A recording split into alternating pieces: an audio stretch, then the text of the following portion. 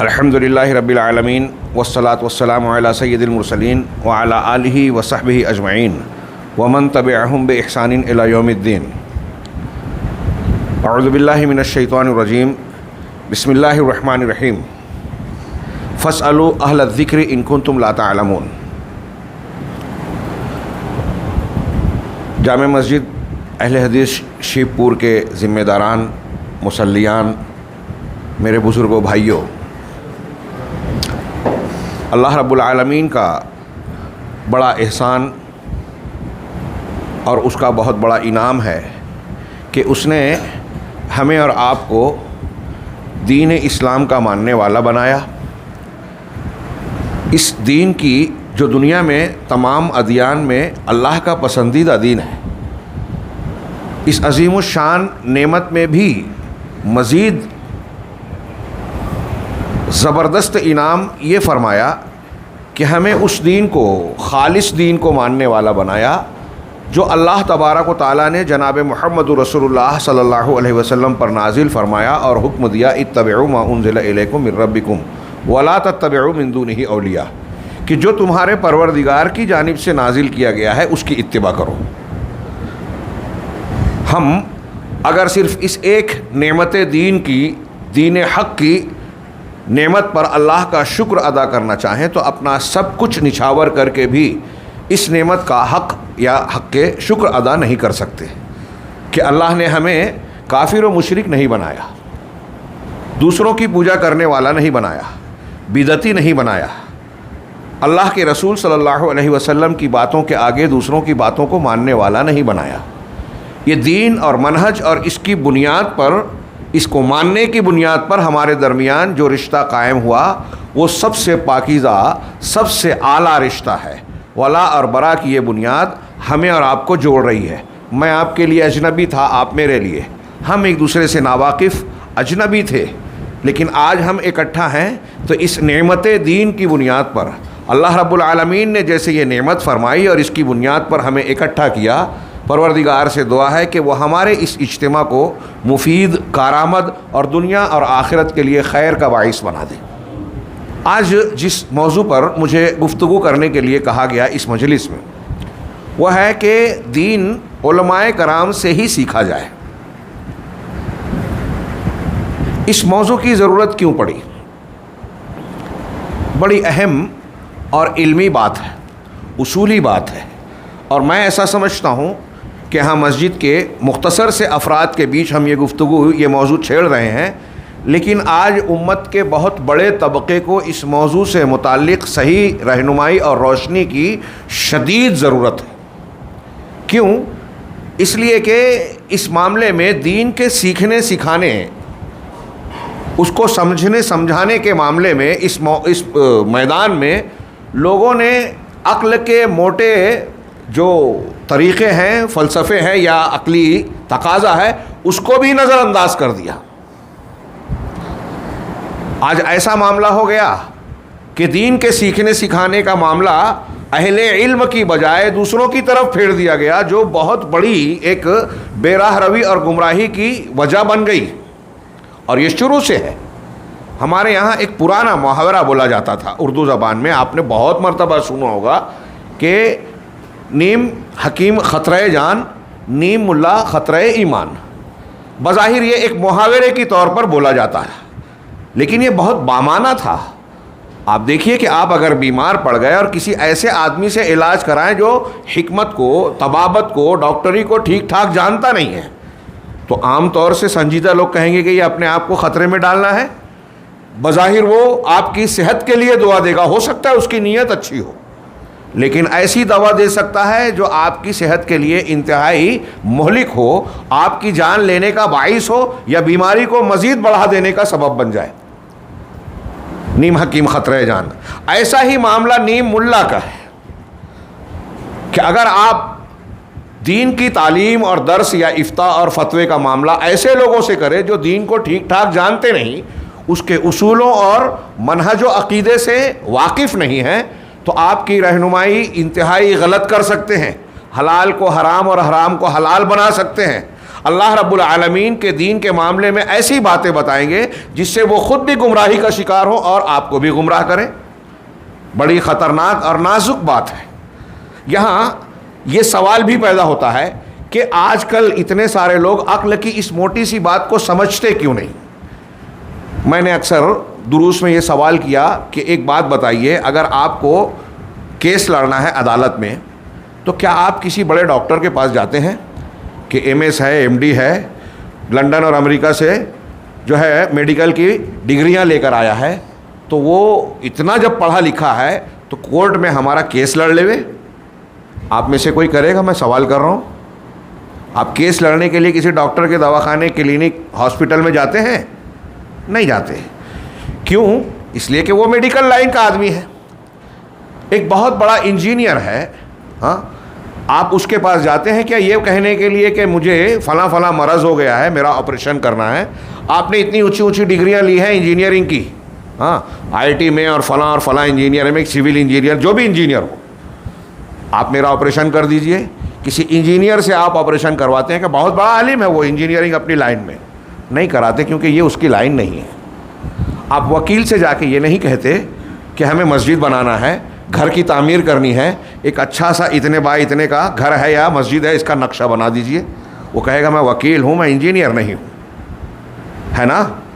یہ دنیاوی امور میں ہم موٹی سی بات سمجھتے ہیں، لیکن دین کے معاملے میں ہم یہ آج دیکھ رہے ہیں کہ جو دین کا پختہ علم نہیں رکھتے، باقاعدہ عالم نہیں ہیں، چھوٹی موٹی معلومات رکھتے ہیں، ان سے لوگ دینی مسائل پوچھتے ہیں، ان سے دعوت و تبلیغ کے کاموں میں اس طرح سے استمداد یا مدد لینے کی کوشش کرتے ہیں جیسے بارسوخ اور پختہ ماہر علماء دین سے لینی چاہیے.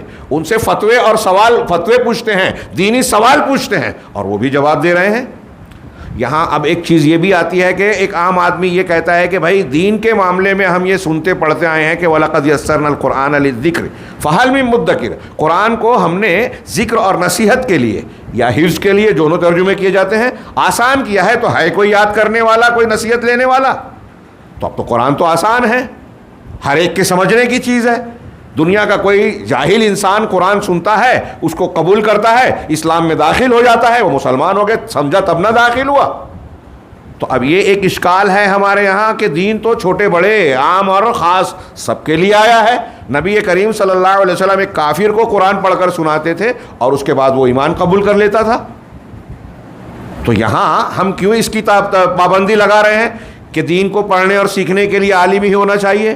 جیسے میں نے ابھی اردو کا ایک محاورہ سنایا، عربی میں ایک محاورہ ہے لِكُلِّ فَنٍ رِجَال. ہر فن کے مخصوص آدمی ہوتے ہیں.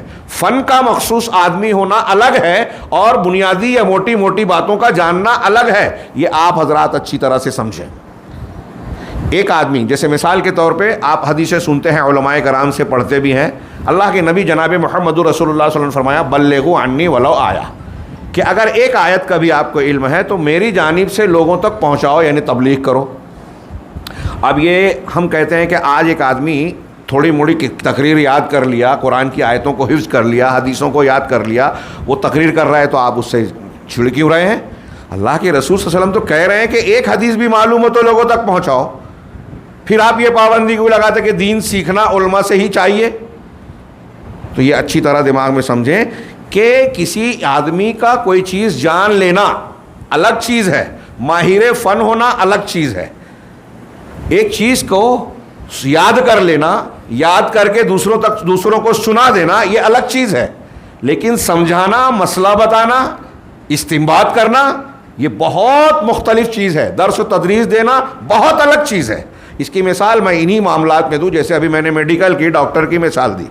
اگر ایک آدمی کچھ آپ اور ہم بازار میں ملنے والی میڈیکل کی کوئی کتاب یا حکمت کی کوئی کتاب پڑھ لیں، 2 4 5 7 کتابیں پڑھ لیں، اور ایک آدمی باقاعدہ حکمت کا کورس کرتا ہے، پریکٹیکل کرتا ہے، اساتذہ سے سیکھتا ہے، ہاں، اور ایک آدمی میڈیکل کالج میں پڑھ کر باہر باقاعدہ نکلتا ہے، کیا بازار میں جس آدمی نے 2 4 کتابیں خرید کر پڑھ لی اور جس نے کورس مکمل کیا، اساتذہ سے پڑھا، دونوں ایک جیسے ہوں گے؟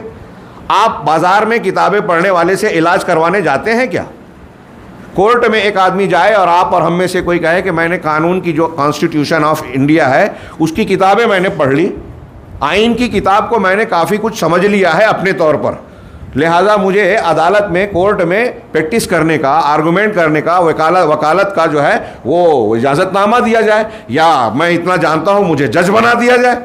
تو کیا جج اور وکیل آپ بن جائیں گے کچھ کتابیں پڑھ کے؟ فرق سمجھیے.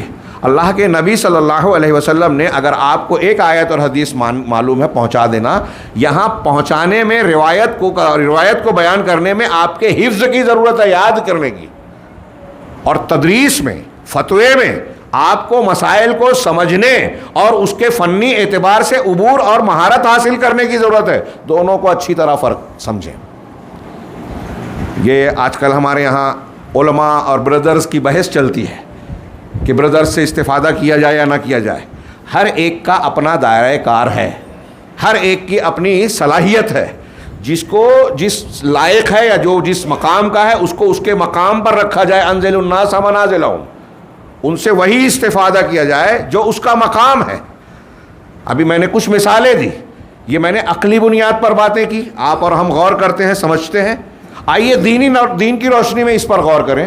میں نے دین کی روشنی میں بتایا کہ اگر آپ کو ایک آیت معلوم ہے تو دوسروں تک پہنچائے. اللہ کے رسول صلی اللہ علیہ وسلم نے دعا دی، نظر اللہ امرأ سمع مقالتی ثم وعاها فأداها الى من لم يسمعها، کہ اللہ اس شخص کو تر و تازہ رکھے جس نے میری کوئی حدیث سنی، سمع مقالتی، میری کوئی بات سنی، پھر اس کو یاد رکھا، اور پھر جس نے نہیں سنا ہے اس تک پہنچایا.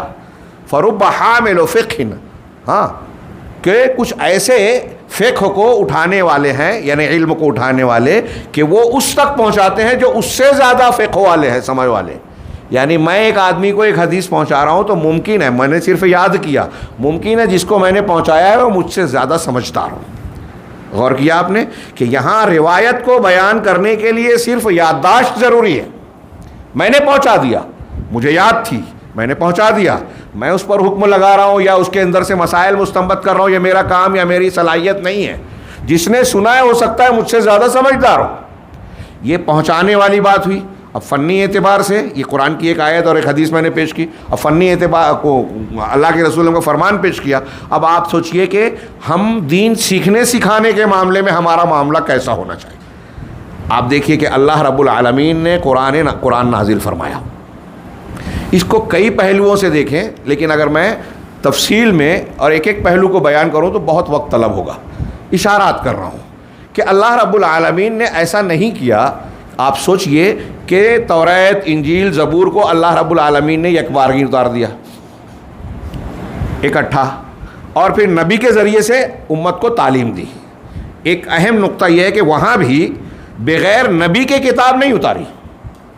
کئی انبیاء آپ کو ایسے ملیں گے علیہم الصلاۃ والسلام کہ ان پر کتاب نہیں اتری، لیکن کوئی کتاب آپ کو ایسی نہیں ملے گی جو بغیر نبی کے اللہ نے فرشتوں کے ذریعے سے قوم اور امت تک پہنچا دی. کیوں؟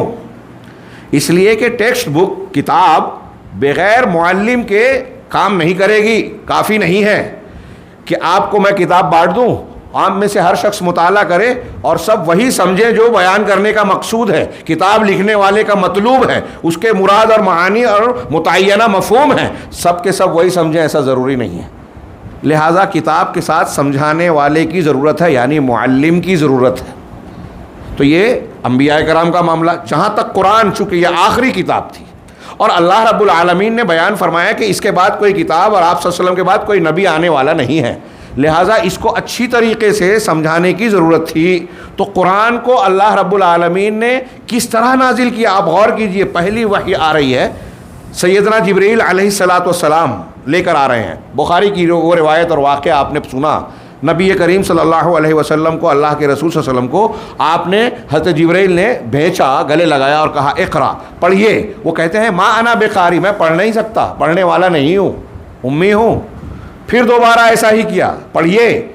پھر آپ نے کہا میں پڑھنے والا نہیں ہوں. پھر تیسری مرتبہ بھیجا اور اس کے بعد کہا اقرا بسم ربک الذی خلق خلق الانسان من علق. یہ کیا محسوس ہوتا ہے بار بار یہ کہنا ہے 3 مرتبہ؟ کیا یہ صرف یوں ہی ہے؟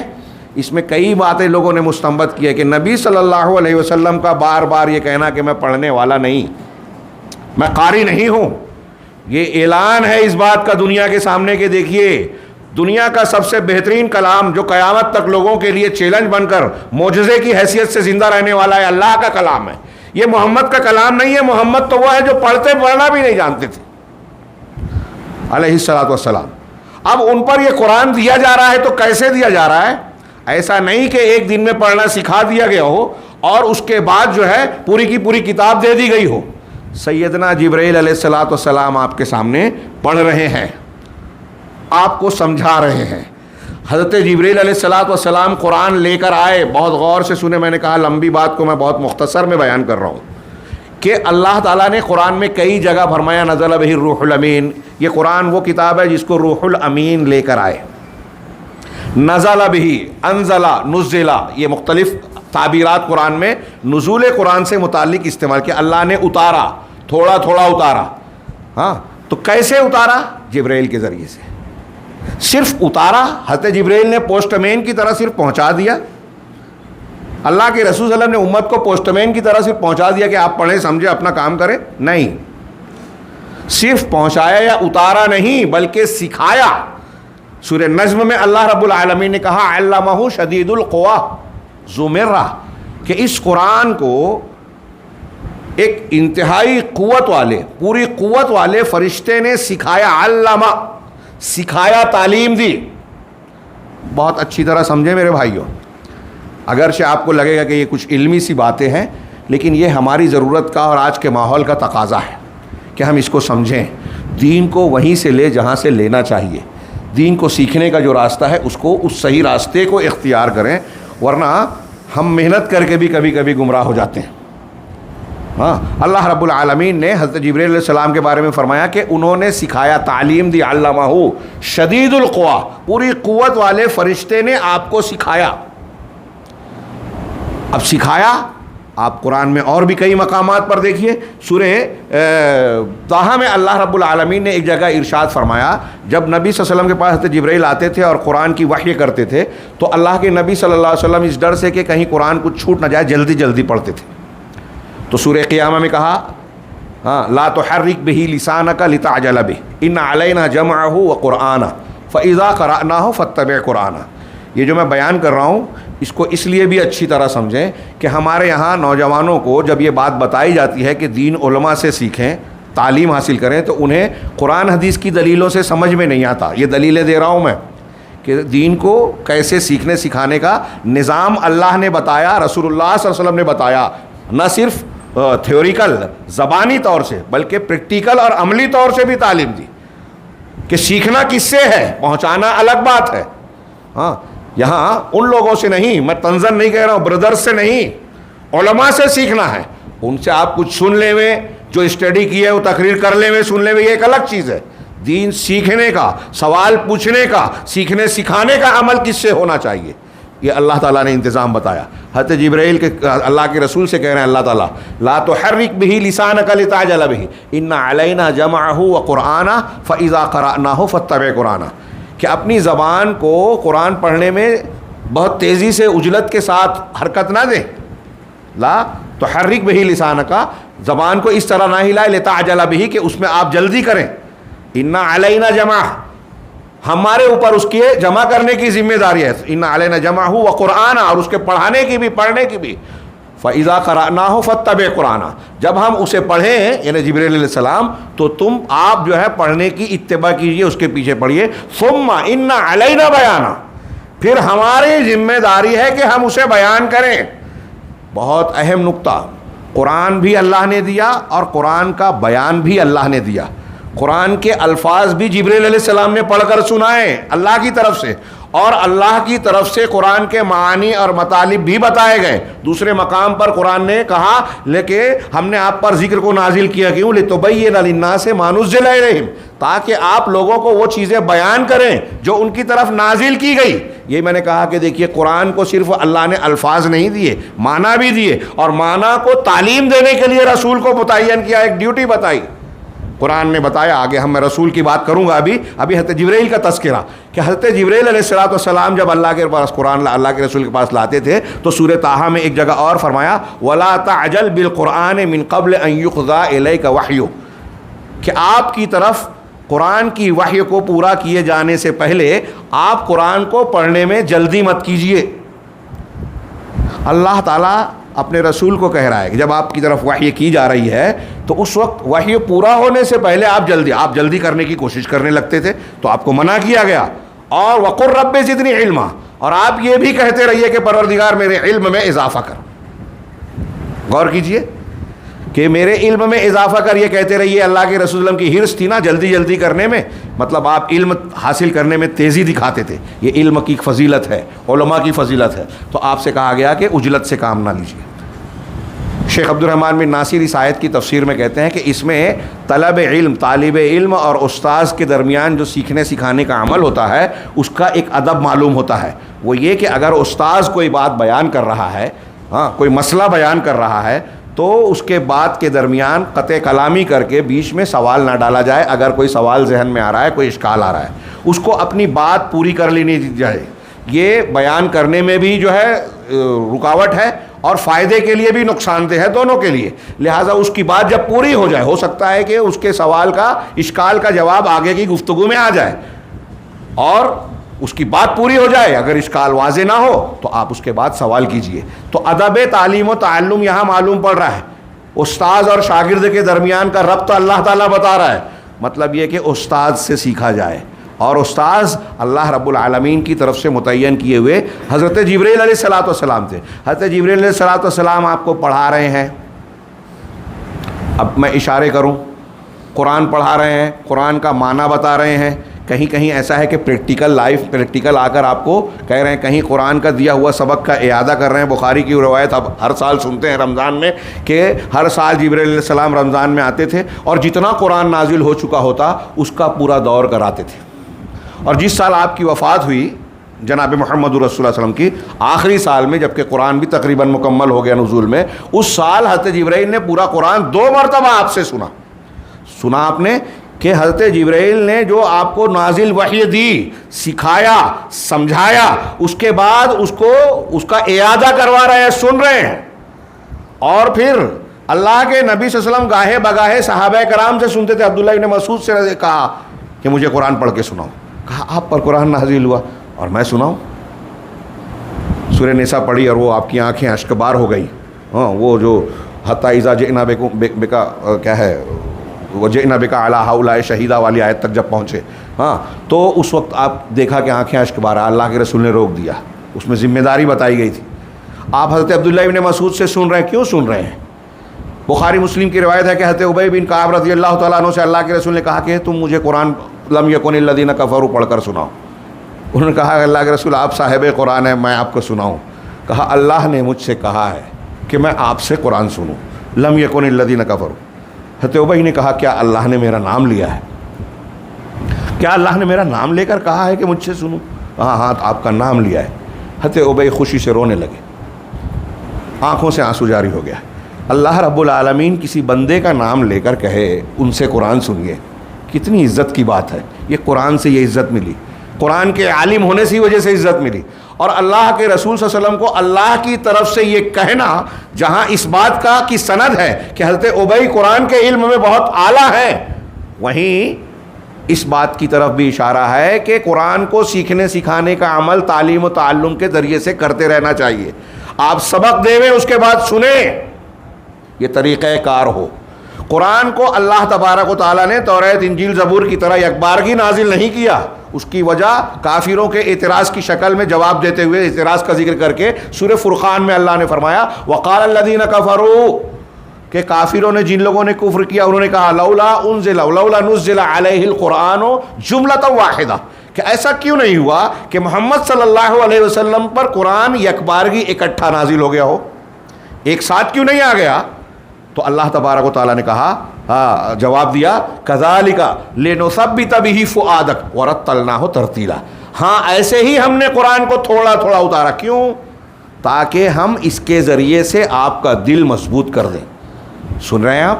تعلیم دینے کے لیے ایک طریقہ یہ بتایا کہ اگر آپ کو کوئی سبق لوگوں کے دماغ میں بٹھانا ہے، سیکھنے والوں کے ذہن نشین کرانا ہے، اچھی طرح سے یاد کرانا ہے، سمجھانا ہے، تو اکٹھا آپ اس کے سامنے القاء نہ کریں، بلکہ تھوڑی تھوڑی تعلیم، تھوڑا تھوڑا درس دیں، اسباق جستا جستا تھوڑا تھوڑا دیے. اللہ تعالیٰ نے قرآن کو ایسے اتارا ورتلناہ ترتیلا, اور ترتیل کے ساتھ ٹھہر ٹھہر کر آپ کو پڑھ کر سنایا تاکہ اچھی طریقے سے سمجھ میں آئے. یہ تعلیم کے آداب بھی بتائے گئے. آپ غور کیجئے کہ جبرائیل علیہ السلام کا آنا, معلم بنانا, پھر قرآن سے متعلق پریکٹیکل بتانا, نماز کی تعلیم دی گئی تو حضرت جبرائیل علیہ السلام پریکٹیکل آ کے نماز پڑھ کر بتا رہے ہیں. معراج میں جس رات نماز فرض کی گئی 50 کو 5 کیا گیا, پھر اس کے بعد دوسرے دن کہتے ہیں, بعض روایتوں میں ہے وہ دوسرے دن, اور بخاری مسلم میں اس کے وقت کی تعین کے بغیر ہے کہ حضرت جبرائیل علیہ السلام نے نبی صلی اللہ علیہ وسلم کو 2 روز 5 وقت کی نماز پڑھائی. پہلے دن 5 نمازوں کو اول وقت میں پڑھایا, دوسرے دن 5 نمازوں کو آخر وقت میں پڑھایا, اور کہا الوقت بین ہذین.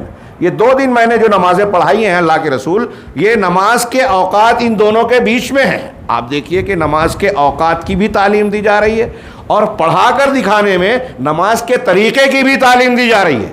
یہ اللہ کی طرف سے نماز کا طریقہ آیا, اور اللہ کے رسول صلی اللہ علیہ وسلم نے ہم کو اور آپ کو امت کو کہا صلو کما رأیتمونی اصلی, نماز ویسے پڑھو جیسے مجھے دیکھا ہے. یہ تعلیم دیکھیے, تعلیم اور طریقہ دیکھیے.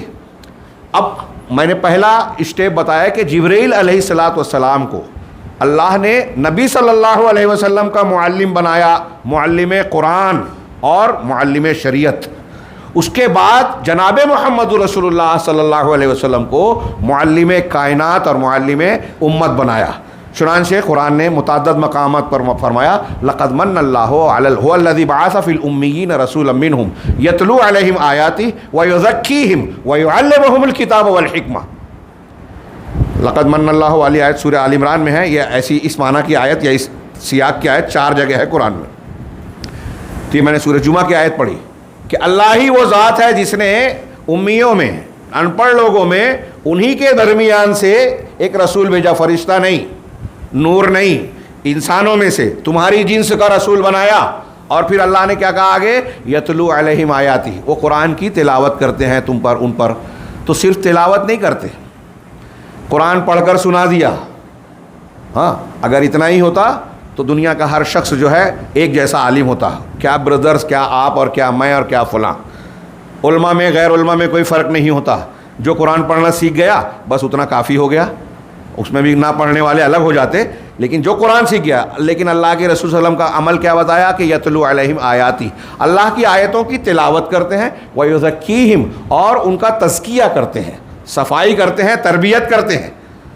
اور تیسرا کام جو بتایا وہ ہمارے موضوع سے متعلق ہے, وَيُعَلِّمُهُمُ الْكِتَابَ وَالْحِکْمَةَ, کہ یہ رسول الکتاب اور الحکمہ کی تعلیم دیتے ہیں ان کو. نبی صلی اللہ علیہ وسلم قرآن اور حدیث کی تعلیم دیتے ہیں. دیکھیے اللہ کے نبی صلی اللہ علیہ وسلم کی اب تعلیم کا طریقہ کیا تھا. میں نے کچھ باتیں جو پہلے بیان کی, اور اس میں ذکر آیا کہ اپنے صحابہ کرام سے آپ پوچھتے تھے, پریکٹیکل میں کر کے بتاتے تھے, ان کو مختلف مقامات پر جو ہے سمجھاتے تھے. خواتین میں بھی آپ نے مقرر کیا دین, اور وہاں جا کر ان کو بھی دین کی تعلیم دیتے تھے. آپ نے کہا خذوا عنی مناسککم, مجھ سے اپنے حج کے ارکان سیکھ لو, لے لو. ہاں, اور بعض روایتوں میں کہ آپ نے کہا کہ مجھے معلم بنا کر بھیجا گیا. وہ روایت اگر نہ بھی مانے تو قرآن کہہ رہا ہے, روایت موجود ہے. ہاں, قرآن کہہ رہا ہے کہ یعلمہم الکتاب والحکمہ, کہ قرآن اللہ کے نبی صلی اللہ علیہ وسلم کے الکتاب اور الحکمہ کی تعلیم دیتے تھے. غور کیجیے, میں پھر سے یہاں آپ کو نوٹ کراؤں کہ ایک علم وہ ہوتا ہے جو ایک انسان اپنے عام حالات اور ماحول سے سیکھ لیتا ہے. دنیا کا ہر انسان کچھ نہ کچھ سیکھتا ہے, کافر بھی سیکھتا ہے. قرآن نے کہا واللہ اخرجکم من بطون امہاتکم, سورہ نحل کی بڑی مشہور آیت, کہ اللہ وہ ذات ہے جس نے تم کو تمہاری ماؤں کے پیٹوں سے نکالا, پیدا کیا. لا تعلمون شیئا, جب ماں کے پیٹ سے تم پیدا ہوئے تو تم کو کچھ بھی علم نہیں ہوتا تھا. ہاں, ہمارے یہاں بزرگان, بعض اولیاء صالحین کی حکایتیں لوگ نقل کرتے ہیں, عقیدت کی دکان چلانے والے, تو یہ کہتے ہیں کہ فلاں بزرگ جب پیدا ہوئے تھے تو ان کو آدھا قرآن یاد تھا, پورا قرآن یاد تھا, اتنا قرآن یاد تھا, ان کی والدہ کو جتنا یاد تھا ان کو بھی یاد تھا. ہاں, اگر یہ آپ مان لیتے ہیں تو آپ قرآن کی بات کو رد کر رہے ہیں. قرآن کہہ رہا ہے کہ جب اللہ نے تم کو تمہارے ماں کے شکم سے, پیٹ سے پیدا کیا تو اس وقت تم کو کوئی علم نہیں تھا. اس میں سب لوگ آ گئے, بزرگان دین, اولیاء صالحین صاحب. ہاں, تو کہہ رہے ہیں کہ تم اس وقت کچھ بھی نہیں جانتے تھے، لا تعلمون شیء، کچھ بھی نہیں جانتے تھے، سادہ کاغذ، کورا کاغذ تھے تمہارا دل و دماغ. آگے اللہ نے کہا وَجَعَلَ لَكُمُ السَّمْعَ وَالْأَبْصَارَ وَالْأَفْئِدَةَ، لیکن اللہ نے تمہارے لیے کان بنائے، آنکھیں بنائی اور دل بنائے. کان سے آدمی سنتا ہے، ہاں، آنکھ سے دیکھتا ہے اور دل سے غور و فکر کرتا ہے. یہ آلۂ تعلیم ہے، سیکھنے کے ذریعے ہیں. آپ دنیا میں جتنا بھی علم سیکھتے ہیں اس کا 90% زباندان کہتے ہیں کہ زبانیں جو سیکھتا ہے 90% آدمی کان سے سنتا ہے. فیصد میں کچھ کمی بیشی کر سکتے ہیں، کان سے سن کر سیکھتا ہے. بچہ دیکھتے دیکھتے، سنتے سنتے، آنکھ سے دیکھتا ہے، کان سے سنتا ہے، غور کرتا ہے کہ فلاں لفظ بولتے ہوئے ہونٹ ہلا رہے ہیں، اس چیز کو دیوار بول رہے ہیں، اس کو ستون کہہ رہے ہیں، فلاں کو جو ہے کوا بولتے ہیں، تو بچہ دیکھ دیکھ کر، سن سن کر اس کو دہرانے لگتا ہے. تو اتنا شعور اگر بچے کو آ گیا اور وہ اپنے ماں باپ کی زبان بولنے لگا، تو کیا آپ اور ہم اس بچے کو بولتے ہیں کہ یہ اردو زبان میں بات کر رہا ہے، یہ بنگلہ زبان میں بات کر رہا ہے، سعودی عرب یا عرب ملکوں میں رہنے والا عربی زبان میں بات کر رہا ہے، تو وہ عالم ہو گیا؟ عربی زبان جانتا ہے اس لیے ہم اس سے قرآن و حدیث سیکھ سکتے ہیں؟ دیکھیے، غور کیجئے، میں کیٹیگری بتا رہا ہوں. ہر صاحب علم کا درجہ ہے، مقام ہے. کچھ چیزیں بچپن سے آدمی سیکھ لیتا ہے، ماحول سے سیکھ لیتا ہے. کچھ لوگ مخصوص ماحول میں رہتے رہتے ہیں. ایک آدمی دواخانے میں ملازمت کرتا ہے تو وہ انجیکشن لگانا یا کچھ چیزیں، ہاں، پٹی کھولنا، سلائن لگانا، نکالنا اور کچھ ڈاکٹروں کے کچھ کام وہ سیکھ لیتا ہے وہاں. وارڈ بوائے بھی، کمپاؤنڈر بھی، اور وہاں کا کام کرنے والا انسان بھی. لیکن ہم اسے ڈاکٹر نہیں سمجھتے. ہاں، علماء اور بردرز میں آپ یہی فرق سمجھیے کہ کچھ چیزیں آپ نے سیکھ لی ماحول کے مطابق، اس کو ماہر فن نہیں کہتے، اس کو معلم کا درجہ نہیں دیتے. صحابہ کرام میں آپ دیکھیں کہ لوگ کچھ سیکھنے کے لیے نبی کریم صلی اللہ علیہ وسلم کی طرف رجوع کرتے تھے، اور عام صحابہ کرام عام حالات میں اور بعد کے حالات میں ان صحابہ کرام کی طرف رجوع کرتے تھے جو علماء صحابہ، ماہرین فن ہوا کرتے تھے. یہ ایک کامن بات ہے. بہت سے لوگ حدیث پوچھنے کے لیے حضرت ابو ہریرہ رضی اللہ تعالیٰ عنہ، حضرت ابن عباس رضی اللہ تعالیٰ عنہ، حضرت زید رضی اللہ تعالیٰ عنہ، حضرت عمر فاروق کے پاس، حضرت معاذ بن جبل، حضرت عبادہ بن صامت، حضرت عبداللہ ابن مسعود رضی اللہ عنہم، یہ جو علماء صحابہ جن میں سے میں نے چند کا نام لیا، ان علماء صحابہ کی طرف رجوع کیا کرتے تھے. سب سے نہیں پوچھا جاتا تھا اور سب لوگ فتویٰ نہیں دیتے تھے. اور ان علماء میں بھی اگر کسی سے فتویٰ پوچھا گیا اور اس کو علم نہیں ہوتا تو وہ جواب نہیں دیتا تھا. یہ اہم نقطہ. ہاں، ایک روایت بعض حدیثوں میں حضرت عمر سے اور بعض میں حضرت ابوبکر صدیق سے مروی ہے کہ ان سے پوچھا گیا، سورہ عبس وتولیٰ میں ہے نا، وفاکہۃ وابا، کہ ہم نے میوہ اور سبزی پیدا کی، ایک گھاس ہے ابا. تو کسی نے آ کے پوچھا، حضرت ابوبکر صدیق یا عمر فاروق میں سے زیادہ تر مشہور حضرت ابوبکر صدیق سے روایت ہے کہ سیدنا ابوبکر صدیق سے کہا کہ یہ ہم فاکہہ تو جانتے ہیں کہ میوے کو کہتے ہیں، لیکن یہ ابا کیا ہے جو اللہ نے فرمایا کہ ہم نے تم کو فاکہہ میوے دیے اور ابا دیے، اس کا مطلب کیا ہے، اس کی مراد کیا ہے؟ تو حضرت ابوبکر صدیق کا جو جواب ہے وہ اہل سنت والجماعت کا اصول بن گیا. تفسیر کے اصولوں میں سے ایک اصول بن گیا کہ اللہ اور رسول کی باتوں میں ایک انسان کو کیا موقف، کیا طریقہ اختیار کرنا چاہیے جواب دینے میں. آج ہمارے یہاں لوگ جرأت کرتے ہیں، ہاں، علم نہیں ہے، عالم نہیں ہے، فتوے دے رہے ہیں. حضرت ابوبکر صدیق کا یہ جواب دیکھیے، وہ کہتے ہیں ایو سماء تذلنی و ایو ارض تقلنی اذا قلت فی کلام اللہ ما لا اعلم، کہ کون سا آسمان مجھے پناہ سایہ دے گا، کون سی زمین مجھے پناہ دے گی جب میں اللہ کے کلام کے بارے میں وہ بات کہوں گا جو میں نہیں جانتا. بغیر علم کے اگر اللہ کے کلام کے بارے میں کوئی بات کہوں گا تو مجھے کہیں ٹھکانہ بچنے کی جگہ نہیں ملے گی. کون کہہ رہا ہے؟ صدیق اکبر، نبی صلی اللہ علیہ وسلم کے بعد اس امت کی سب سے افضل شخصیت، کہ اللہ کے کلام میں اپنے دماغ سے بات نہیں کہنا چاہیے. وَلَا تَقْفُ مَا لَيْسَ لَكَ بِهِ عِلْمٌ، جس چیز کا تمہیں علم نہیں ہے، قرآن کی آیت ہے سورہ بنی اسرائیل میں، ہاں، جس کا علم نہیں ہے اس کے پیچھے نہ پڑو. ان السمع والبصر والفؤاد کل اولئک کان عنہ مسئولا، یقیناً کان، آنکھ اور دل و دماغ، اس کے تعلق سے تم سے سوال کیا جائے گا. یہ کوئی چھوٹی بات نہیں ہے دین کے بارے میں کوئی جواب دینا.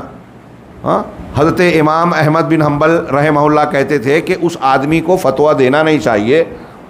آج کے علماء کنارے لگ جائیں گے، بردرز کی بات چھوڑیے، ہاں، اس آدمی کو فتویٰ دینا نہیں چاہیے جو کم سے کم 1,00,000 حدیث کو سند متن اور معنی مفہوم کے ساتھ نہ جانتا ہو، حفظ نہ رکھتا ہو. کوئی نہیں بیٹھے گا آج تو. حضرت عبداللہ ابن مسعود صحابی رسول، علماء صحابہ میں سے، سابقون الاولون میں سے. ہاں، حجت اللہ البالغہ میں ایسے بہت سارے اقوال امام شاہ ولی اللہ صاحب نے اور دوسری کتابوں میں آپ کو ملے گا کہ سلف کا منہج اور طریقہ کیا تھا. سند کے ساتھ یہ اقوال نقل کیے لوگوں نے. حضرت عبداللہ ابن مسعود رضی اللہ تعالیٰ عنہ کہتے تھے کہ جب مجھ سے کوئی حلال حرام کے بارے میں سوال کرتا ہے تو میرے رونگٹے کھڑے ہو جاتے ہیں.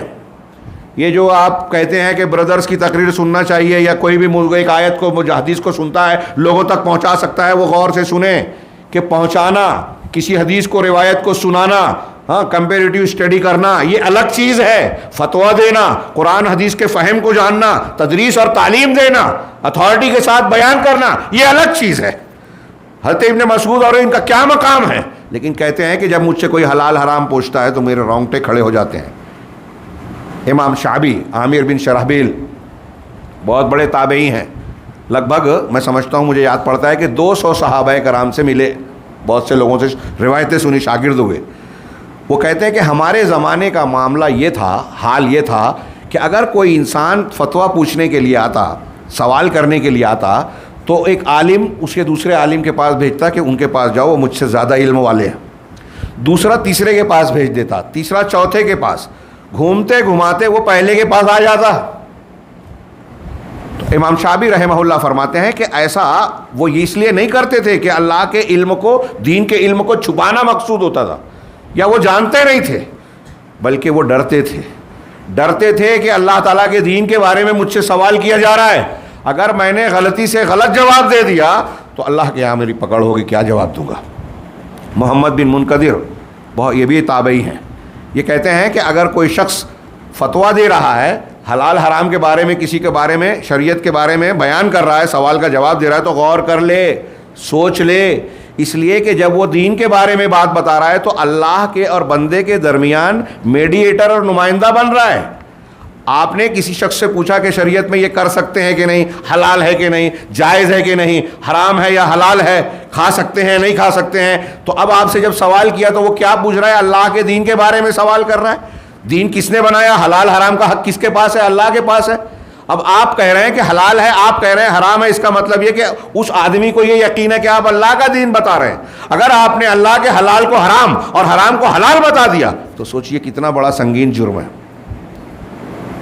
غلطی سے اجتہادی خطا ہونا الگ چیز ہے، لیکن علم نہ ہوتے ہوئے غلط کہنا، یا علم ہے اور جانتے بوجھتے غلط جواب دینا. جیسے ایک عالم ہے، وہ خاص مسلک اور اصول کو مانتا ہے کہ بھائی میں تو حنفی ہوں، میں تو صوفی ہوں، تو پیر صاحب کی بات کو بطور فتویٰ بولتا ہے، اس بھروسے میں کہ پیر صاحب جو بول رہے ہیں وہ اللہ کا کلام ہے یا صرف اللہ کے دین کی شریعت ہے. قرآن حدیث میں کیا ہے میں نہیں جانتا، پیر صاحب کو مانتا ہوں، اور ان کو کشف ہوتا ہے، ان کو خواب آتا ہے، وہ جو بول دیے بس وہی شریعت ہے. یہ بھی شرک ہے، یہ بھی گمراہی ہے. اب ہمارے یہاں کچھ لوگ ان سے فتویٰ پوچھتے ہیں، ان پر بھروسہ کرتے ہیں. کچھ لوگ جو ہے وہ ان لوگوں کو جو جاہل ہیں، جو فتویٰ دینے اور علم اور افتاء اور تعلیم کے مقام پر نہیں ہے، ان سے علم سیکھ رہے ہیں.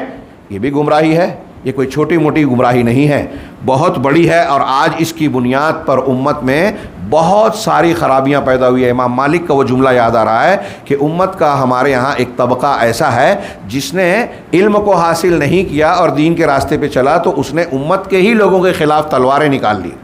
آج جو تحریکی لوگ خود مسلمانوں کو مار رہے ہیں، فتویٰ دے رہے ہیں کہ کافر ہیں، حکام کافر ہیں، کہیں دھماکہ، کہیں غیر مسلموں کا ایک اعلی کار بنتے ہیں وہ تحریکیوں کا. ہاں، یہود و نصارہ ان کو یوز کر رہے ہیں. ہمارے یہاں تنظیمیں بن رہی ہیں. ابھی ایک تنظیم پر جو ہے پھر سے پابندی لگی، ہاں، PFI پر. اس سے پہلے کچھ تنظیمیں تھیں. یہ سارے کے سارے اس بدعقیدگی یا غلو آمیز اسلام اور غلط فکر اور غلط منہج کے شکار ہوئے. آپ دیکھیں گے کہ یہ علماء سے دین نہیں سیکھتے تھے. یہ جدید دور کے خارجیوں کے بارے میں پہلے سے لے کر آج تک ان کی یہ علامت بتائی گئی ہے کہ یہ علماء سے دور رہتے ہیں، علماء سے استفادہ نہیں کرتے. تو آپ دیکھیں کہ پرانے خارجیوں میں جو اقوال پائے جاتے تھے آج بھی ملیں گے. وہ علماء اور اس وقت کے ائمہ کو برا بھلا کہتے تھے. آج کے جو خارجی تحریکی ہیں وہ خارجی اپنے آپ کو بولتے نہیں ہیں، لیکن ان کی فکر میں یہ بات ہے. یہ اخوانی ہمارے یہاں جوشیلے جذباتی نوجوانوں کی مختلف تنظیمیں، جس میں پی ایف آئی اور اس سے پہلے جس پر پابندی لگی، اور ایسے لوگ آپ دیکھیں ان کے اقوال. ہاں، داعش کی جو شرائط تھیں، میرے سامنے جو کتاب ہے اس میں یا کسی دوسری کتاب میں ابھی میں نے پڑھا، شیخ ربی لکھتے ہیں کہ حضرت علی سے جس طرح خارجیوں نے کہا تھا کہ پہلے اپنے آپ کو یہ کہیے کہ میں اسلام سے مرتد ہو گیا تھا، یہ قبول کیجیے آپ، اور پھر اپنے آپ کو مرتد مان کر پھر سے آپ ہمارے سامنے کلمہ پڑھیے، مسلمان ہوئیے، تب ہم آپ سے بات کریں گے. حضرت علی رضی اللہ تعالیٰ عنہ عشرۂ مبشرہ میں سے، اہل بیت میں سے، ان سے کہہ رہے ہیں یہ خارجی شرط رکھی، دکتور ربی نے ذکر کیا. تو حضرت علی رضی اللہ تعالیٰ عنہ نے کہا کہ اگر تمہاری اس بات کو میں مان لوں اور یہ کہوں کہ میں مرتد ہو گیا تھا، تو میں نے اللہ کے رسول صلی اللہ علیہ وسلم کے ساتھ جو قربانیاں دی، دین کی خدمات کی ہیں، وہ ساری کی ساری رائے گاہ عقارت ہو جائے گی اور بہت ساری باتیں رد ہو جائے گی، یہ میں نہیں کر سکتا. تو انہوں نے تلوار نکالی، جنگ لڑی، نہروان کی جنگ ہوئی. اللہ تعالیٰ نے حضرت علی کو فتح عطا فرمائی، اور اس جنگ میں مقتولین میں وہ شخص ملا جس کو اللہ کے رسول نے بتایا تھا کہ وہ ذو الثدیہ ہوگا، اس کا سینے کا ایک حصہ جو ہے ابھرا ہوا ہوگا. مقتولین میں وہ بھی ملا لاشوں کے بیچ میں. اللہ کے حضرت علی نے شدہ شکر ادا کیا کہ اللہ تعالیٰ نے میری مدد کی، اور ان کو اہل حق کہا تھا اللہ کے رسول صلی اللہ علیہ وسلم نے. تو میں عرض کرنا چاہتا ہوں کہ جیسے یہ شرط تھی نا، بتایا کہ داعش کے لوگ جو ابھی ایک تنظیم بنی تھی نا، یہود نصارہ نے بنائی تھی، ہمارے یہاں نوجوان اندھے ہو جاتے ہیں. حضرت حسن بصری کہتے ہیں کہ فتنے جب آتے ہیں نا تو عالم ابتدا میں جان لیتا ہے، اور جاہل فتنہ جب نقصان پہنچا چکتا ہے اور واپس ہونے لگتا ہے، اس کے بعد جاہل اس فتنے کو جانتا ہے. ہاں، تو شروع میں لوگ داعش کے بارے میں علماء کرام کہتے رہے، لوگ مانے نہیں. ابھی بھی ایسا ہی ہوتا ہے، ہمارے یہاں علماء جو کہتے ہیں اس کو لوگ قبول نہیں کرتے. ارے یہ بزدل ہیں، حالات سے واقف نہیں ہیں، جدید تقاضوں سے واقف نہیں ہیں، جانتے نہیں ہیں، فقہ الواقع سے دور ہیں. علماء تو ایسے ہیں، علماء تو ویسے ہیں.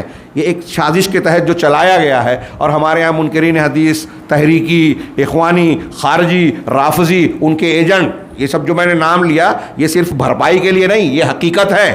یہ ہمارے علماء کے تعلق سے ہمارے عوام کو بدگمان کرتے ہیں، دور کرتے ہیں. علماء سے دوری، دین سے دوری، علماء کا فقدان. کل میں نے جمعہ میں بیان کیا کہ یہ فتنوں کا دروازہ کھولنا ہے، یہ قیامت کی نشانیوں میں سے ہے. عالم علماء کا عدم وجود جہالت کو فروغ دے گا، اور جہالت سے ہر برائی پیدا ہوگی، شرک، بدعت، خرافات، منہج کا انحراف، ہر دشمنوں کی چالوں کی کامیاب ہونا، سب چیزیں آئے گی، اور وہ اسی کا شکار ہے مسلمان.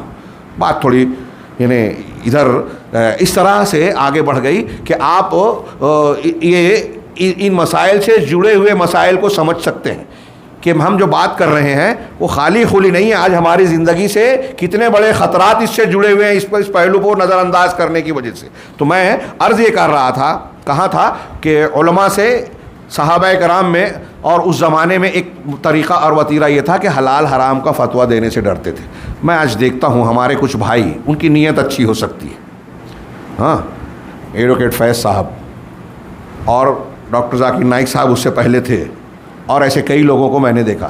یہ ہمارے بھائی ہیں، ہم کو اللہ گواہ ہے دل میں ان کے تعلق سے بغض نہیں ہے، اور میں ذاتی طور سے ان پر اٹیک نہیں کر رہا ہوں، لیکن یہ دین کا تقاضا ہے یہ بیان کریں کہ ہم ان کو دیکھتے ہیں کہ وہ سوال کیا کر رہے ہیں حلال حرام کا، دین کے مسائل کا، اصول و ضوابط کا، منہجی امور کا جواب دے رہے ہیں. وہ ایسے مسائل میں وہ جواب دے رہے ہیں پبلکلی جس میں علماء بھی احتیاط کرتے ہیں.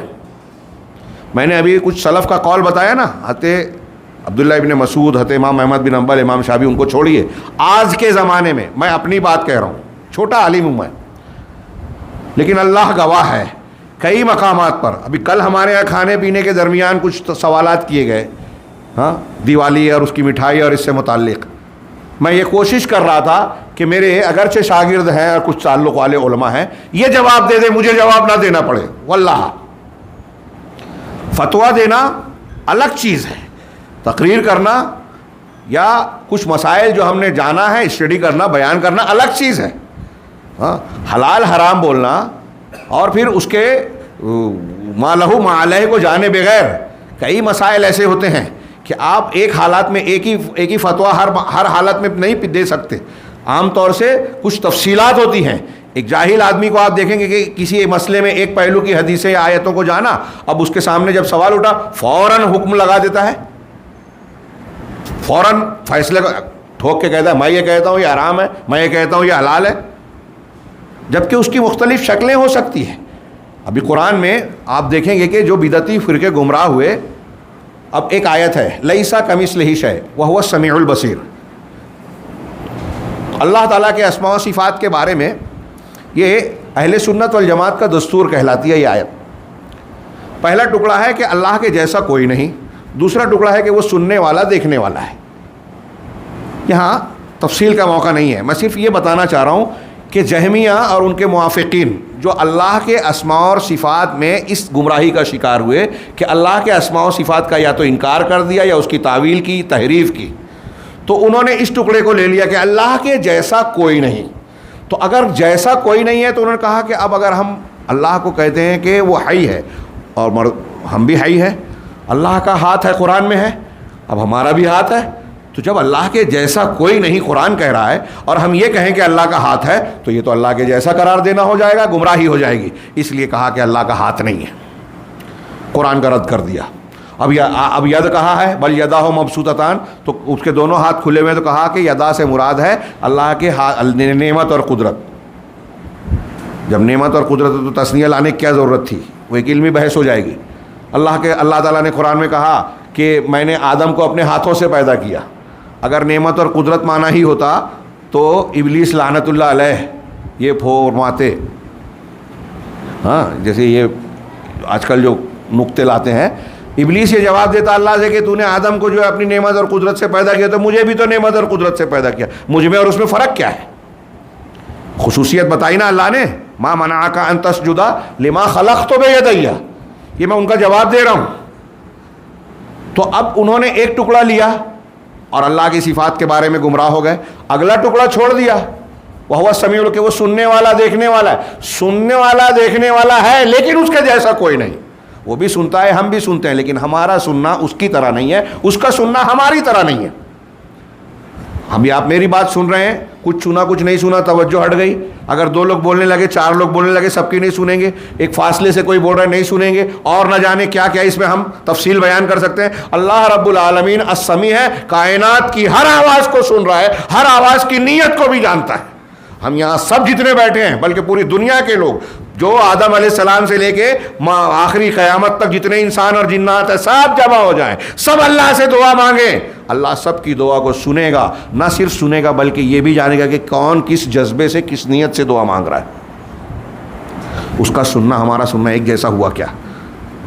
مخلوق کے سننے میں دیکھنے میں صفات میں فرق ہوتا ہے، ہاں، چیل کی آنکھ، کوے کی آنکھ، الو کی آنکھ، چمگادڑ کی آنکھ، شیر کی آنکھ، گدھے کی آنکھ، سب کی آنکھ ایک ہی ہے، آنکھ کا لفظ ایک ہی ہے، لیکن فلاں کی سب کا معنی بدلتا جا رہا ہے۔ جب مخلوق کی صفات میں اتنا فرق ہے تو خالق مخلوق کی صفات میں کتنا فرق ہوگا؟ یہ بات ان عقل والوں نے سمجھی نہیں۔ لیس کمثلہ شیء پکڑا جس نے اللہ کی صفات کا انکار کر دیا، اور دوسرے لوگوں نے وہو السمیع البصیر، وہ سننے والا اور دیکھنے والا ہے، اس کو جن لوگوں نے پکڑا تو کہا کہ جب اللہ سننے دیکھنے والا ہے ہم بھی سننے دیکھنے والے ہیں تو اللہ ہماری طرح سنتا دیکھتا ہے، ہم اللہ کی طرح سنتے دیکھتے ہیں، نعوذ باللہ من ذالک۔ یہ بھی گمراہ ہو گئے، یہ بھی گمراہ ہو گئے۔ اہل حق اہل سنت والجماعت نے دونوں ٹکڑوں کو لیا۔ دیکھیے یہاں اہل علم کا یہ جہمیہ قدریہ، یہاں میں آپ کو بتاؤں، ہاں میرے سامنے جو کاغذات ہیں نا اس میں کچھ مثالیں ہیں بہت ذہین ہم اور آپ قرآن حدیث کی اس باریکی کو، عربی زبان کی اس گہرائی کو نہیں پہنچ سکتے جو یہ گمراہ فرقوں کے ماہرین گئے تھے۔ کشاف اس کی تفسیر ہے، ہاں زمخشری کی کشاف، ہاں معتزلی تھا، گمراہ تھا، لیکن اس کی تفسیر کو بہت اچھا عربی زبان کے حساب سے مانا جاتا ہے۔ میں نے ابھی بیدر کی تقریر میں بیان کیا تھا شیخ دکتور ربیع کے حوالے سے، سیر و اعلام النبلاء میں امام ذہبی نے ذکر کیا کہ ابن ماوردی بہت ذہین، بہت اعلیٰ دماغ، ان کے دماغ کی اور ذہانت کی مثالیں بیان کی جاتی تھی، لیکن آگے انہوں نے بیان کیا کہ امام ذہبی نے ان کی ذہانت کے اقوال نقل کرنے کے بعد کہ اس ذہانت پر اللہ کی لعنت ہے اور اس سے محروم رکھنا بہتر ہے جو انسان کو گمراہی سے نہ بچا سکے، ذہین ہونے کے بعد بھی گمراہ ہو جائے، اور وہ موٹی عقل اور بیوقوفی جو بہت گہرائی نہیں رکھتی ذہانت، لیکن انسان کو, ایسی عقل والے کو جو نجات دلا دے ہوئے حق پر قائم رکھے, وہ قابل مبارکباد ہے. تو آج پرانے جو گمراہ فرقے تھے, اشعری, ماتریدی, کلابیہ, جہمیہ, معتزلہ, رافضیہ, صوفیت, اور مختلف, اور جدید دور کے جو نئے بدعات والے ہیں, وہ اخوانی ہو, صوفی ہوں, تصوف میں نئے فرقے والے ہوں, نئی تنظیمیں ہوں, سروری ہوں, قطبی ہوں, جماعت اسلامی, فلاں تنظیم, فلاں ڈھما تنظیم, یہ پرانی بدعت والے ہو یا نئے بدعت والے ہو, آپ ان کے یہاں دیکھیں گے کہ ذہانتیں ہیں, دعوے ہیں, ڈگریاں ہیں. قرآن حدیث کی تفسیر بیان کرنے میں ان کے ہاں بڑی خرابیاں پائی جاتی ہیں. وقت زیادہ ہو گیا جی, میرے پاس مضمون ابھی بہت کچھ باقی ہے. اللہ کے نبی صلی اللہ علیہ وسلم, جی کیا کہہ رہے ہیں, کتنے وقت اور جاری رکھ سکتا ہوں؟ کھل کے بولیے, کوئی مسئلہ نہیں. 5 منٹ لے لیں اور 5 منٹ. حالانکہ جو مضمون ہے میرے پاس وہ بہت سارا ہے. سلف کے تعلق سے جو باتیں ہیں, علماء کے احترام کے ضمن میں, جیسے اللہ تعالیٰ نے فرمایا کہ اطیعوا اللہ و اطیعوا الرسول و اولی الامر منکم, اللہ کی اطاعت کرو, رسول کی, اور اولو الامر کی. اب اولو الامر کون ہے؟ اس میں عمراء اور حکام کے ساتھ علم والوں کا بھی ذکر ہے. تو اس سے پتہ چلا جو علم والا اعلیٰ مقام کا ہوگا, انما یخشی اللہ من عبادہ العلماء کے معیار کا, اس کی پیروی کرنی ہے, لیکن قرآن و حدیث کی تابع داری کے ساتھ. قرآن حدیث کے خلاف جائے گا تو اس کی بات کو چھوڑ دیا جائے گا, وہ کتنا بڑا بھی امام و ہوا میں اڑے پانی پہ چلے, اس کی بات قرآن حدیث کے خلاف نہیں چلے گی. تو اولو الامر کی بات, یہ اس بات کی علامت ہے کہ اہل علم کی بات کو ماننا قرآن کا حکم ہے, قرآن و حدیث کے تناظر میں. اس کے علاوہ قرآن میں آپ کو بہت جگہ ملے گا اللہ کے انبیاء کو خطاب کر کے اللہ نے کہا. دیکھیے میرے پاس کئی آیتیں تھیں, وقت نہیں ہے, اس لیے مضمون کو صرف بیان کر دوں, آپ قرآن میں پڑھتے رہیے کہ انبیاء سے کہا کہ اللہ نے جو نازل کیا آپ اس کی اتباع کیجئے, اور لوگوں کی احوا کی اتباع نہ کیجئے. وَلَئِنِ اتَّبَعْتَ أَهْوَاهُمْ مِنْ بَعْدِ مَا جَاءَكَ مِنَ الْعِلْمِ, کہ آپ کے پاس علم آنے کے بعد اگر آپ ان کی خواہشات کی, احوا کی پرستی کی پیروی کرو گے, إِنَّكَ إِذًا لَمِنَ الظَّالِمِينَ, تو آپ ظالمین میں سے ہو جائیں گے. تو اب یہ آپ دیکھیں کہ علم کے مقابلے میں اللہ نے احوا کا ذکر کیا, کاش تفصیل کا موقع ہوتا. علم کیا ہے جو اللہ نے اتارا, احوا کیا ہے جو اس کے خلاف ہے. اب دنیا کے جتنے بھی لوگ ہیں, وہ بدعتی ہوں, بے جاہل ہوں, یا گمراہ بدعتی ہوں, ایک ہے علم کا نہ رکھنے والا, ایک ہے علم رکھتا ہے لیکن ادھورا رکھتا ہے, ایک ہے جو علم رکھتا ہے لیکن غلط علم رکھتا ہے. آج ہمارے یہاں ہے نا گمراہ لوگ شرک اور بدعت کو قرآن حدیث سے ثابت کرنے کی ناکام کوشش کرتے رہتے ہیں, اور جاہل لوگ ان کے پیچھے چل رہے ہیں. تو کیا قیامت کے دن بچ جائیں گے؟ ہمارے مولوی صاحب نے بیان کیا تھا کہ قبر پر نظر و نیاز کر سکتے ہو, طواف کر سکتے ہو, بابا کو پکار سکتے ہو, یا شیخ عبد القادر جیلانی کہہ سکتے ہو. مولوی نے کہا مان لیا آپ بچ جائیں گے؟ نہیں, قرآن نے کہا یہ حرام ہے, شرک ہے, اس پہ مر گئے کبھی جنت میں نہیں جاؤ گے اگر شرک اکبر پر مر گئے. تو احوا کی پرستش نہیں کرنی ہے علم کے مقابلے میں. اب علم کہاں ہے؟ اہل علم کے پاس ہے. اس کا مطلب یہ کہ جو لوگ قرآن و حدیث کا علم صحیح ڈھنگ سے نہیں رکھتے, ان کی بات کو نہیں ماننا ہے, کہ اگر آپ نے ان کی بات مانی تو آپ ہوا پرستی کر رہے ہیں. یہاں میرے سامنے شیخ صالح الفوزان کی کتاب کا ایک پورا ایک درس ہے, جس میں انہوں نے شباب امہ, یہ اکٹھا ایک کتاب ہے کہ علماء سنہ کی طرف سے شباب امہ, امت کے نوجوانوں کی طرف کچھ رسائل. اس میں انہوں نے شروع میں تمہید میں یہ ذکر کیا کہ اللہ تعالیٰ نے اور رسول اللہ صلی اللہ علیہ وسلم نے شباب, نوجوانوں کو کتنی تلقین, عقائد کی اصلاح, اخلاق کی اصلاح, یہاں تک کہا کہ اے نوجوانوں کی جماعت, یا معاشر الشباب من استطاع منکم الباء فلیتزوج. یہ رات میں مجھے بیان کرنا تھا, رہ گیا, کہ اے نوجوانوں کی جماعت, تم میں سے جو شخص شادی کی طاقت رکھتا ہے وہ شادی کر لے. اس لیے کہ یہ نگاہوں کو پست رکھنے والا اور شرمگاہوں کی حفاظت کا ذریعہ. دیکھیے امت کا معلم ہمیں سکھا رہا ہے, نوجوانوں کو اخلاق کی حفاظت کی تعلیم دے رہا ہے. تو اس ضمن میں شیخ نے بہت ہی پیاری باتیں کہی ہیں. یہ کم سے کم 5-7 صفحات پر مشتمل جو ہے, میں پورا اقتباس کا مفہوم آپ کے سامنے پیش کرنا چاہتا تھا, لیکن موقع نہیں ہے. اس میں انہوں نے 2 باتیں کہی ہیں کہ نوجوانوں سے کہا ہے, ہمیں اور آپ سے کہا ہے شیخ نے, شیخ صالح الفوزان نے, کہ تعلیم حاصل کریں, صحیح علم حاصل کریں, اور علم حاصل کرنے کے لیے صحیح رخ, صحیح علماء جن کے بارے میں آپ دکھائی دے کہ یہ اللہ سے ڈرنے والے ہیں. انما یخشی اللہ من عبادہ العلماء, اللہ سے ان کے عالم بندے ہی ڈرتے ہیں. ہاں بہت معلومات ہے, اللہ کی خشیت نہیں ہے, نہیں لینا ہے علم. اللہ سے ڈرنے والا ہے لیکن اس کے پاس مہارت نہیں ہے, سند نہیں ہے, ڈگری نہیں ہے. علماء کرام اس کو فتوے کے لائق نہیں کہتے. آپ کیسے جانیں گے کہ یہ عالم ہے یہ عالم نہیں ہے؟ اتنے سارے علماء. آپ کو میں ایک بات کہہ رہا ہوں کہ ابھی جیسے ایک اختلاف چل رہا ہے ہمارے یہاں کہ ان کی بات مانی جائے یا نہ مانی جائے, ان کو درس کے لیے بلایا جائے نہ بلایا جائے. تو ایک سیدھی سی بات ہے کہ جو علماء کرام ہیں مستند, ان کے بارے میں کوئی شک شبہ نہیں ہے, ان پر سب متفق ہیں. جن کے بارے میں اختلاف ہے, جب اتنا سارا نازک معاملہ ہے یہ دین کا سیکھنا سکھانا, اور اس میں شک شبہ ہے, اور علماء کرام اس کے بارے میں رہنمائی کر رہے ہیں کہ اس میں احتیاط برتے, تو احتیاط کیوں نہیں برتتے لوگ؟ کیوں نہیں بچتے؟ احتیاط کا پہلو کیوں نہیں اختیار کرتے؟